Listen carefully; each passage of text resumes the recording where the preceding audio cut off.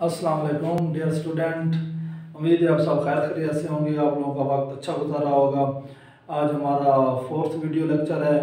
हम Punjab text book जो chemistry की है 10th क्लास की उसको डिस्कस कर रहे हैं। उसका पहला चैप्टर है और आज उस चैप्टर का 4th जो है वो लेक्चर है। जो 3rd वीडियो थी, जो इससे पिछली वीडियो 3rd वीडियो थी 4th से, उसमें हमने लॉ ऑफ मास एक्शन को जो है ना वो बड़ी डिटेल से डिस्कस किया था। उसकी डेफिनेशन लिखी थी और उसके 2 केस थे, एक सिंपल केस और एक जो है वो जर्नल केस था, वो भी हमने डिस्कस किया था। और एंड पे हमने एक इक्विलिब्रियम कांस्टेंट एक्सप्रेशन जो है ना वो लिखा था के सी हमने लिखा था। कुछ यूँ था, एक रिएक्शन था, फर्ज करें कि ये रिएक्शन जो था हमने लिखा था A+B जो है ये रिएक्शन करने वाली सब्सटेंसेस हैं और इससे ये प्रोडक्ट बन रहा है C और D। तो हमने इसके एक मैथमेटिकल जो है वो कैलकुलेशन की थी, एक लंबी चौड़ी कैलकुलेशन, और एंड पे हमने इसका एक KC एक्सप्रेशन जो है ना वो ड्राइव किया था कि ये मोलर कंसंट्रेशन ऑफ C और मोलर कंसंट्रेशन ऑफ D और ये जो रेशो है और मोलर कंसंट्रेशन ऑफ A और मोलर कंसंट्रेशन ऑफ B, ये एक सिंपल केस था। फिर हमने इसका जर्नल केस किया था कि अगर रेक्टेंट के और प्रोडक्ट के साथ नंबर ऑफ मोल्स हों तो फिर वो एक्सप्रेशन जो है वो कैसे लिखा जाएगा। तो वो एक्सप्रेशन सिंपल ही एक्सप्रेशन था, सिर्फ इनके जो मोल थे, नंबर ऑफ मोल, जिस तरह A के जो हैं ये A मोल हैं और B के जो हैं ये B है और C के जो है C और ये जो D है D के जो है वो D हैं। तो ये सिंपल इनकी पावर में चले जाते हैं, C के C में और D वाले जो है वो D के ऊपर और A के जो है वो A की पावर और B के जो है वो B की पावर बन जाते थे। इक्विलिब्रियम जो है वो हमने ये जर्नल जो केस है उसका इक्विलिब्रियम एक्सप्रेशन है। अब आज जो है वो आज हम ना एक एक्सरसाइज करेंगे, कुछ प्रैक्टिस करेंगे, हमारे पास कुछ क्वेश्चन होंगे और उनका हमने ना KC एक्सप्रेशन लिखना है। यानी हमें एक रिएक्शन दिया जाएगा, एग्जाम में अक्सर रिएक्शन दिए जाते हैं और पूछा जाता है कि जी इसका ना KC एक्सप्रेशन जो है ना वो आप लोग लिखें। जिस तरह ये आज की जो है टाइटल भी यही है कि equilibrium constant expression. Equilibrium constant expression हमने जो है कांस्टेंट एक्सप्रेशन यानी KC हमने फाइंड आउट करना है। इक्विलिब्रियम कांस्टेंट एक्सप्रेशन यानी KC हमने फाइंड आउट करना है, KC ऑफ डिफरेंट रिएक्शन। हमें रिएक्शन दिए जाएंगे और उनका हमने जो है वो इक्विलिब्रियम एक्सप्रेशन लिखना होगा। फर्ज करते हैं, फर्ज करें कि हमारे पास एक रिएक्शन है, वो रिएक्शन है कुछ यूं है, ये इसमें रिएक्ट करने वाली सब्सटेंसेस S और T है और ये रिवर्सिबल रिएक्शन है और इसके साथ जो है ना वो हमारे पास C प्लस D है और इमेजिन करें प्लस साथ जो है ना वो E भी बन रहा है, ये प्रोडक्ट बन रहा है। और इसका उसने कहा है कि जी एग्जाम में पूछा गया है कि इसका KC एक्सप्रेशन जो है वो आप लोग ड्राइव करें और ये आमतौर पर शॉर्ट में पूछा जाता है। एक तो याद रखिएगा जो KC है इक्विलिब्रियम कांस्टेंट है, ये हमेशा रिवर्सिबल रिएक्शन का होता है। जो इरिवर्सिबल रिएक्शन है उनका इक्विलिब्रियम कांस्टेंट एक्सप्रेशन नहीं होता, ये सिर्फ इरिवर्सिबल रिएक्शन में लाई करता है। अब इसका KC एक्सप्रेशन लिखना है और अब आपने जो है ना वो लंबी चौड़ी detail law of mass action नहीं लिखना, जो जिस तरह हमने लिखा था फॉरवर्ड रिएक्शन का रेट, रिवर्स रिएक्शन का रेट, फिर इक्विलिब्रियम पे आए, फिर उसको सेटिंग की और KC। आप लोगों ने इसका डायरेक्ट KC लिखना है और डायरेक्ट KC जो है ना कैसे लिखेंगे, ये जर्नल इक्वेशन है आप लोगों के पास। ये अगर इसको मैं ठीक है जी, ये अगर इसको मैं सिंपल कर दूं, पहले सिंपल केस की देखते हैं। ये जो है ना इसकी जर्नल जो है ना सिंपल केस जो था उसकी जर्नल ये एक्सप्रेशन है KC का, यानी दूसरे लफ्जों में एक जर्नल फार्मूला है ये हमारे पास। इसको ध्यान में रखते हुए आप इसका KC एक्सप्रेशन जो है वो ड्राइव करेंगे। अगर आप इसमें देखें तो इस एक्सप्रेशन में अगर आप देखें तो जो टॉप पे है वो प्रोडक्ट है, यानी ऊपर जो है वो प्रोडक्ट है और नीचे क्या है रिएक्टेंट है और है भी उनकी मोलर कंसंट्रेशन का प्रोडक्ट की मोलर कंसंट्रेशन का प्रोडक्ट और रिएक्टेंट की मोलर कंसंट्रेशन का प्रोडक्ट। अब इसको ध्यान में रखते हुए हम इस रिएक्शन का KC लिखेंगे। अब इसमें 2 प्रोडक्ट हैं और इधर 3 प्रोडक्ट हैं, चाहे 3 हो चाहे 4 हो चाहे जितने भी हो, फार्मूला जी अप्लाई होगा, जी एक्सप्रेशन जो है वो अप्लाई होगा। तो हम इसका KC कैसे लिखेंगे, अगर इसको मैं KC लिखूं तो हम सिंपल लिखेंगे KC इज इक्वल टू, ऊपर जो है वो प्रोडक्ट होता है तो यहाँ पे प्रोडक्ट लिखेंगे, ये प्रोडक्ट C जितना भी प्रोडक्ट है वो सारा लिखेंगे, सी डी और साथ जो है वो हम ई लिखेंगे। ये प्रोडक्ट जो है वो इस रिवर्सिबल रिएक्शन का है। और बट्टा और इसके नीचे जो है हम रेक्टेंट का जो है वो प्रोडक्ट लिखेंगे मोलर कंसंट्रेशन का। ये रेक्टेंट की मोलर कंसंट्रेशन का प्रोडक्ट है। तो ये इसका सिंपल सा केस एक्सप्रेशन जो है वो हमने जो है वो डायरेक्ट लिखना है। ये आप इस तरह लिख सकते हैं। अब सबसे बड़ा मसला जो है जो स्टूडेंट गलती करता है, अक्सर बच्चे जो है वो गलती करते हैं जो नोट की गई है, वो क्या करते हैं, वो गलती जो है ना वो ज़रा मैं लिखता हूँ गलत इसका एक्सप्रेशन लिखता हूँ। ये आमतौर पर देखा गया है जी। आपने इसको ज़रा गौर से देखना है ज़रा। अब स्टूडेंट किस तरह इसका के सी एक्सप्रेशन लिखेंगे, वो लिखेंगे K C is equal to molar concentration of C plus molar concentration of D और साथ लिखेंगे plus molar concentration of E और इधर लिख देंगे molar concentration of S plus molar concentration of T. ये वो लिख के आ जाएंगे और ये टोटली गलत है जी, क्योंकि यहाँ पे प्लस जो है वो नहीं है, वो प्रोडक्ट है, ज़रब है। अब वो ये प्लस क्यों लिखते हैं, उनके जहन में जो है ये वाले प्लस होते हैं कि जी सी प्लस डी प्लस ई है, यहाँ पे प्लस है तो इधर भी प्लस आएंगे और रेक्टेंगल के अंदर प्लस है तो इधर भी प्लस आएंगे। इसका ख्याल रखना है, ये प्लस नहीं है, ये प्रोडक्ट है, ये ज़रब है। ये जो है ये ज़रब है, ये प्लस नहीं है। ये अक्सर नोट किया गया है। ये इसका इक्विलिब्रियम एक्सप्रेशन है, एक्चुअल इक्विलिब्रियम एक्सप्रेशन इसका रिएक्शन का ये वाला है। तो इसको जब इस इक्विलिब्रियम एक्सप्रेशन आपने लिख लिया है, हालांकि ये अभी भी इक्विलिब्रियम एक्सप्रेशन इसका मुकम्मल नहीं हुआ, अभी भी ये अधूरा है इक्विलिब्रियम एक्सप्रेशन। तो ये कैसे अधूरा है जी, जिस तरह ये लिखा हुआ था वैसे तो हमने लिखा है, ये कैसे अधूरा है, तो भाई इधर के सी के साथ जो है ना उसके इधर यूनिट भी मेंशन करने हैं। जब आप एक्सप्रेशन लिखोगे साथ यूनिट मेंशन करोगे तब जाके इस रिएक्शन का इक्विलिब्रियम जो एक्सप्रेशन है वो मुकम्मल होगा। तो यूनिट कैसे लिखेंगे जी, उसके लिए मैं एक स्पेसिफिक एग्जांपल लिखता हूं, उससे आप लोगों को समझ आएगी जी। फर्ज करें हमारे पास एक रिएक्शन है, मैं रिएक्शन जो है वो आप लोगों के सामने जो है वो लिखता हूँ। रिएक्शन जरा आप लोग नोट कीजिएगा। रिएक्शन लिखा हुआ है, फर्ज करें हमारे पास ये अमोनिया की तैयारी है, N2 प्लस जो है वो H2 है, ये रिवर्सिबल रिएक्शन है और NH3 ये जी अमोनिया बन रहा है। ये एक रिवर्सिबल रिएक्शन है, इसका हमने केसी एक्सप्रेशन लिखना है। अब किसी भी जब रिएक्शन का जो केसी एक्सप्रेशन लिखा जाता है उसमें आप लोगों ने दो बातों का ख्याल रखना है। पहले तो ये ख्याल रखना है कि क्या रिएक्शन जो है, सबसे पहली जो बात आप लोगों ने ध्यान में रखनी है कि रिएक्शन बैलेंस है या नहीं है, रिएक्शन का बैलेंस चेक करना है। और दूसरा जो है ना आप लोगों ने जो केसी है इसके साथ जो है वो यूनिट भी लिखने हैं। जब आप केसी लिखोगे तो उसके यूनिट भी लिखेंगे।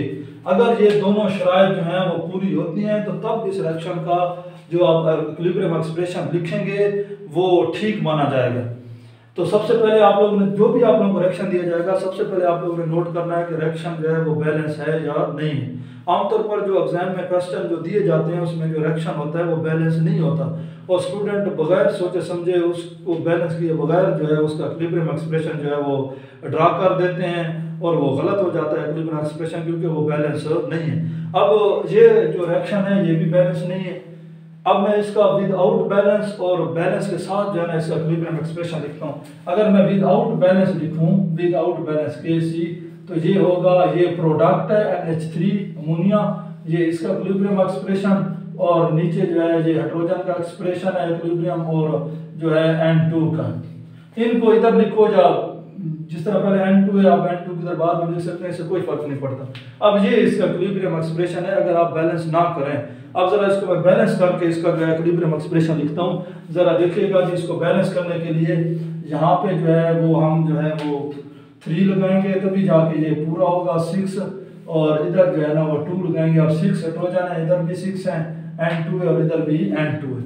अब जरा मैं इसका इक्विलिब्रियम एक्सप्रेशन जो है वो मैं लिखता हूँ, जरा देखिएगा इसका इक्विलिब्रियम एक्सप्रेशन। अब जो इसका इक्विलिब्रियम एक्सप्रेशन है वो है KC is equal to NH3 और ये जो है ये जो इसके नंबर ऑफ मोल्स है ये इसकी पावर बनेंगे और साथ आएगा N2, इसकी जो है वो पावर नहीं है, 1 है तो 1 हम लिखते नहीं है और इसके जो नंबर ऑफ मोल्स हैं और हाइड्रोजन के वो 3 हैं। अब ये इसका इक्विलिब्रियम एक्सप्रेशन विदाउट बैलेंस ये और बैलेंस ये, और ये जो इक्विलिब्रियम एक्सप्रेशन है ये गलत है क्योंकि रिएक्शन जो है वो बैलेंस नहीं, आप लोगों को रिएक्शन को बैलेंस करना पड़ेगा। अब ये बैलेंस तो ठीक है, ये हमने कर लिया, इक्विलिब्रियम एक्सप्रेशन लिख लिया, अभी भी ये मुकम्मल नहीं हुआ क्योंकि साथ आप लोगों ने यूनिट मेंशन करने हैं। तो यूनिट कैसे कैलकुलेट करेंगे वो मैं साथ इधर जो है इसी के साथ इसके यूनिट लिखता हूँ, ज़रा आप लोग जो है इसको ज़रा नोट कीजिएगा। अब ये जो है हमारे पास ये जो है ये हमारे पास आप लोगों को पता है कि ये जो स्क्वायर ब्रैकेट है जिसको हम बड़ी ब्रैकेट कहते हैं, ये मोलर कंसंट्रेशन है, ये मोलर कंसंट्रेशन है, ये मोलर, और इसके यूनिट पिछली वीडियो लेक्चर में मैंने समझाया था, इसके जो यूनिट है वो है मोल पर डेसीमीटर क्यूब इस स्क्वायर ब्रैकेट के। तो अब आप देख लें इधर एक स्क्वायर ब्रैकेट है यानी मोलर कंसंट्रेशन है, और उसके आप यूनिट लिखेंगे मोल पर डेसीमीटर क्यूब, जो कि इस स्क्वायर ब्रैकेट के अंदर जो भी है उससे हमें गर्ज नहीं है, स्क्वायर ब्रैकेट के हमने देखने हैं मोल पर डेसीमीटर क्यूब। लेकिन इस स्क्वायर के ऊपर जो है ये स्क्वायर ब्रैकेट के ऊपर ये स्क्वायर भी है, तो आप लोग जो है यहाँ पे स्क्वायर भी लगाएंगे, ये इसका स्क्वायर भी लगाएंगे, मोल पर डेसीमीटर क्यूब का स्क्वायर है। अब यहाँ पे जो है ना ये दो हमारे पास जो है मोलर कंसंट्रेशन है, एक नाइट्रोजन की है और एक हाइड्रोजन की है। तो ये नाइट्रोजन जो है उसके लिए ये आएगा मोल पर डेसीमीटर क्यूब, ये वाले इस स्क्वायर ब्रैकेट के लिए इसके ये यूनिट आएगी। और दूसरा जो है साथ दूसरा N2 है, N2 के जो यूनिट हैं इस मोलर कंसंट्रेशन के ये होंगे मोल पर डेसीमीटर क्यूब, इस स्क्वायर ब्रैकेट के भी मोल पर डेसीमीटर क्यूब, तो लिहाजा इसके ऊपर क्यूब है तो आप लोग जो है इधर क्यूब भी लगाएंगे। तो ये वाला जो है इसके जो है ये वाले यूनिट है जो हमने इकट्ठे लिख दिए हैं। अब हम इसको जो है वो सारी जो है इसको जो कटिंग करेंगे, जो कैंसिल हो जाएंगे वो कैंसिल, उसके बाद फाइनल जो है ना वो यूनिट हमारे पास सामने आएंगे। तो अगर मैं इसको कुछ यूं लिखूं, अगर मैं इसको जरा देखिएगा नोट कीजिएगा जी, अगर आप देख सकते हैं जी ये है, अगर मैं इनको इकट्ठा कर दूं तो ये एक्सप्रेशन कुछ यूं बन जाता है, KC is equal to NH3 square और ऊपर है मोल पर डेसीमीटर क्यूब का स्क्वायर, और नीचे जो है वो रेक्टेंट है N2 और साथ H2 का क्यूब, और अब ये जो है ये बेसें सेम है, इसकी पावर 1 है, ये बेसें सेम हो तो पावर जो है वो ऐड हो जाती हैं, तो ये बन जाएगा मोल पर डेसीमीटर क्यूब का जो है ये पावर 4 बन जाएगी। जी इनको मैंने इकट्ठा कर दिया, ये 4 बन गई है। अब इस 4 में से ये जो 2 हैं, ये जो स्क्वायर है, ये जो 2 हैं इस 2 के साथ कैंसिल हो जाएंगे, इधर 2 बचेंगे, मोल पर डेसीमीटर क्यूब का स्क्वायर बचेगा, ये जो है वो सारे कैंसिल हो गए। तो ये एक्सप्रेशन कुछ यूं बन जाएगा, KC is equal to NH3 और नीचे आएगा यानी N2 और हाइड्रोजन का जो है वो क्यूब, और ये बन जाएंगे, अगर इसको मैं स्क्वायर को ओपन करूं तो ये बन जाएगा मोल स्क्वायर पर डेसीमीटर 6 है। ये 2 को जो है ना वो मैंने फार्मूला जो है वो ये जो स्क्वायर था इसको ओपन किया है, तो ये मोल स्क्वायर और ये जो पावर के साथ मल्टीप्लाई होगी तो ये जो है वो -6 बन जाएंगे। अब इसको जो है हम जो है ये कुछ इसकी सेटिंग करते हैं, तो ये बन जाएगा KCNH3 अमोनिया, और नीचे जो है वो रेक्टेंट है N2 और H2 का क्यूब है, और ये जो है ये जब मोल स्क्वायर ऊपर जाएंगे तो ये बन जाएंगे पर मोल स्क्वायर, और पर डेसीमीटर जो है जो डेसीमीटर पर क्यूब 6 है वो बन जाएगा ये DM प्लस में तब्दील हो जाएगा। तो ये जी इसके यूनिट है, मोल स्क्वायर DM6 जो है पर मोल स्क्वायर DM6 जो है ये इसका यूनिट है, और ये इसका अब ओरिजिनल जो है ना जो एग्जैक्ट जो है वो इसका इक्विलिब्रियम एक्सप्रेशन है। जब तक आप लोग इसका KC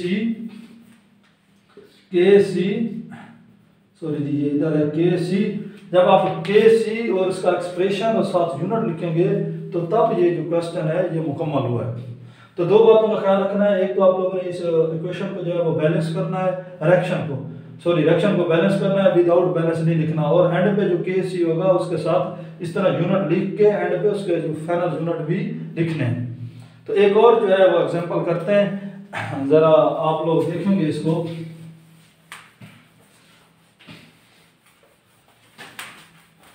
एक दो और एग्जांपल जो है वो हम लिखते हैं ताकि जो है वो आप लोगों की प्रैक्टिस हो जाए।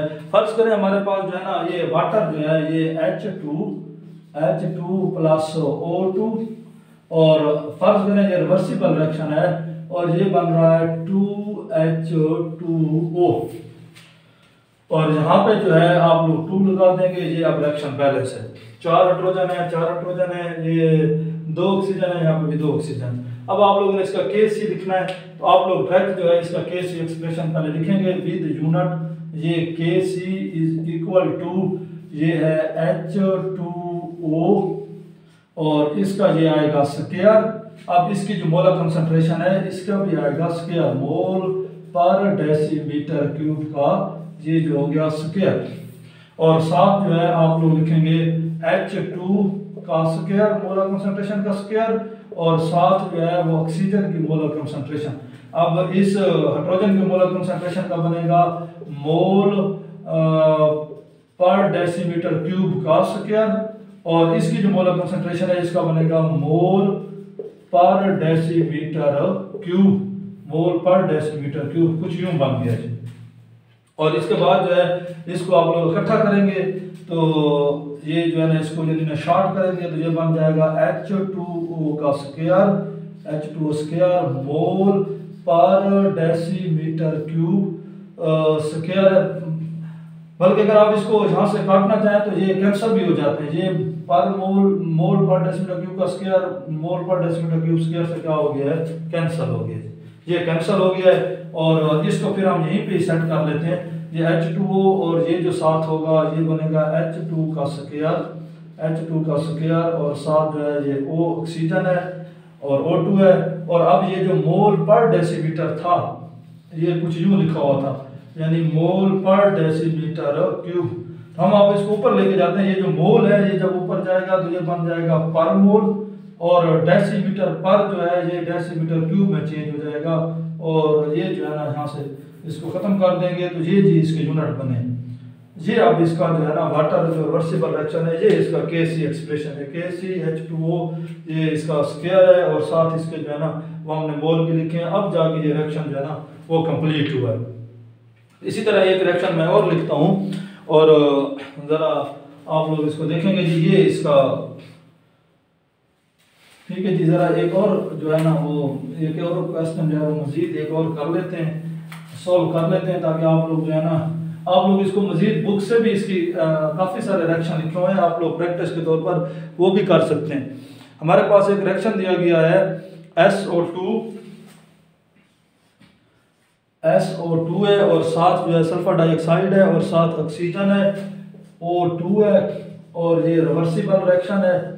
और रिवर्सिबल रिएक्शन के साथ साथ यहाँ पे लिखा हुआ है सल्फर ट्राइऑक्साइड जो है SO3। हाँ जी ये रिएक्शन है रिवर्सिबल। और अगर ये रिएक्शन दिया गया और उसका KC एक्सप्रेशन लिखना है तो आप लोगों को पहले इसका बैलेंस चेक करना पड़ेगा कि ये बैलेंस है या नहीं है, तभी आप लोग इसको लिख सकते हैं। विदाउट बैलेंस मत लिखिएगा और पेपर में जो क्वेश्चन होगा वो विदाउट बैलेंस होगा। तो ये बैलेंस नहीं है, इसको बैलेंस करने के लिए हम जो है यहाँ पे जो है ना ये 2 से मल्टीप्लाई करेंगे, यहाँ से भी 2 से, अब जाके जो है ये बैलेंस होगा। क्योंकि ये 2 सल्फर है, जब भी जो है वो 2 सल्फर है, यहाँ पे 4 और ये जो 2 है 6 ऑक्सीजन हो गए और ये भी क्या हो गए 6 हो गए। अब ये बैलेंस है, इसका आप लोग इक्विलिब्रियम एक्सप्रेशन लिखें। तो इसका जो इक्विलिब्रियम एक्सप्रेशन होगा बिल्कुल उसी तरह जो हमने पहले 1-2 एग्जाम्पलें सॉल्व किए हैं। ये SO3 स्क्वायर हो जाएगा, SO3 स्क्वायर और इसके साथ यूनिट आएंगे मोल पर डेसीमीटर क्यूब का स्क्वायर है। और साथ जो है आप लिखेंगे सल्फर डाइऑक्साइड का स्क्वायर और ऑक्सीजन की मोलर कंसंट्रेशन है। और इसके जब आप यूनिट लिखेंगे तो ये सल्फर डाइऑक्साइड जो है इसके बनेंगे मोल पर डेसीमीटर क्यूब का जो है वो स्क्वायर बनेगा। और जो ऑक्सीजन की मोलर कंसंट्रेशन है इसके यूनिट आएंगे मोल पर डेसीमीटर क्यूब। अगर आप गौर से देखें तो ये जो है यूनिट, ये यूनिट जो है ये कैंसिल हो जाएंगे, ये कैंसिल हो गए, ये कैंसिल हो गए, और ये वाले बच गए, इनको हम ऊपर ले जाएंगे तो ये एक्सप्रेशन जो है ना कुछ यूं बन जाएगा, ये बन जाएगा Kc is equal to SO3 square, और नीचे जो है वो सल्फर डाइऑक्साइड का स्क्वायर है, और मोलर कंसंट्रेशन ऑफ ऑक्सीजन भी है, और ये जो है ना ये मोल है, ऊपर जाएंगे तो ये बन जाएंगे पर मोल, और dm पर क्यूब जो है वो जाके dm क्यूब बन जाएगा जी। ये इसके जो है इस रिएक्शन का फाइनल Kc एक्सप्रेशन है।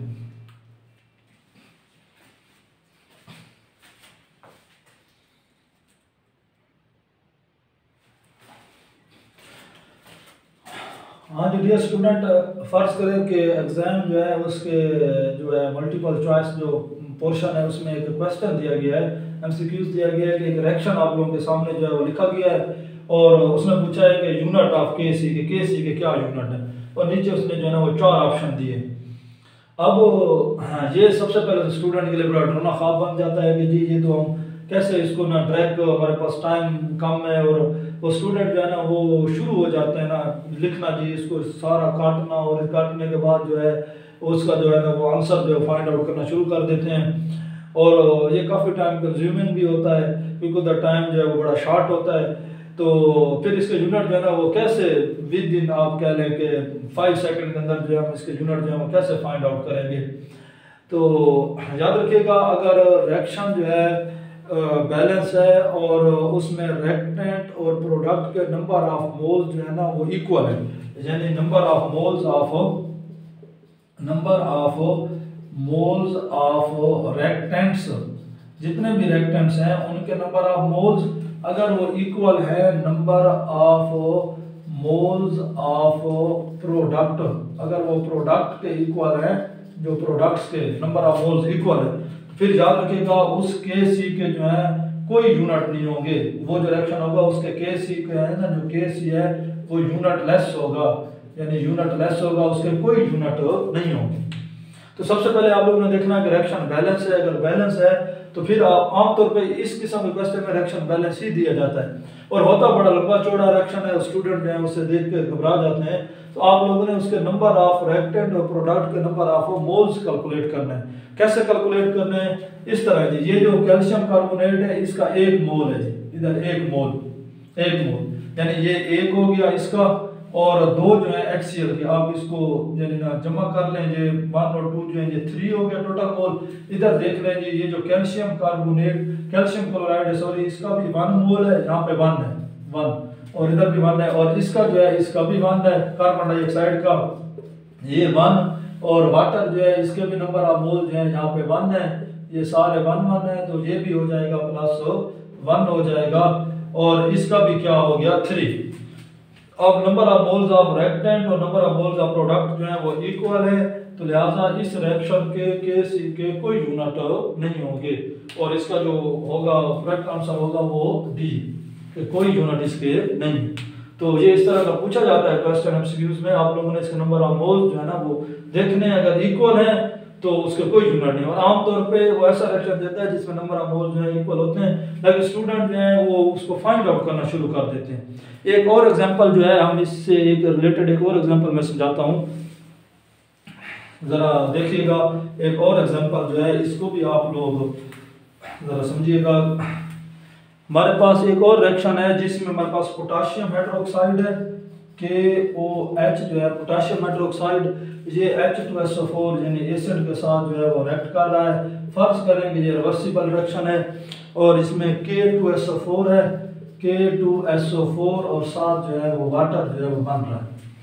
अब इस रिएक्शन को वो बैलेंस करके ही देगा रिएक्शन को, तो ये 2 और यहाँ पे जो है ना ये यहाँ पे भी 2 है।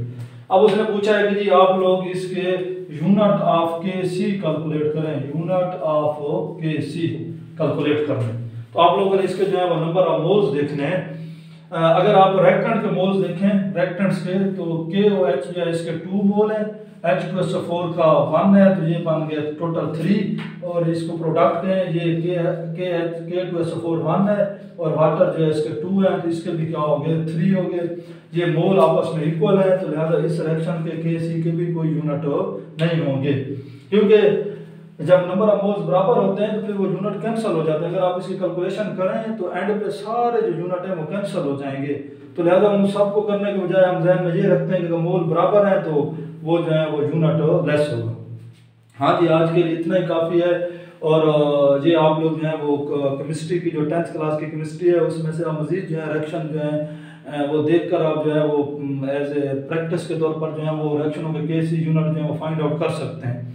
तो उम्मीद है आप लोगों को जो है ना यूनिट कैलकुलेट करना जो है वो आप लोग जो है वो समझ गए होंगे। और इसके बाद जो है अगला जो वीडियो लेक्चर होगा उसमें हम KC की जो इम्पोर्टेंस है वो बताएंगे। और जो न्यू स्टूडेंट हैं उनसे मेरी गुजारिश है कि आप लोग इस वीडियो को देखने से पहले जो है जो पहली वीडियो है उनको ज़रूर देखिएगा। अगर किसी को कोई मसला है तो आप कमेंट्स में मुझे बता सकते हैं।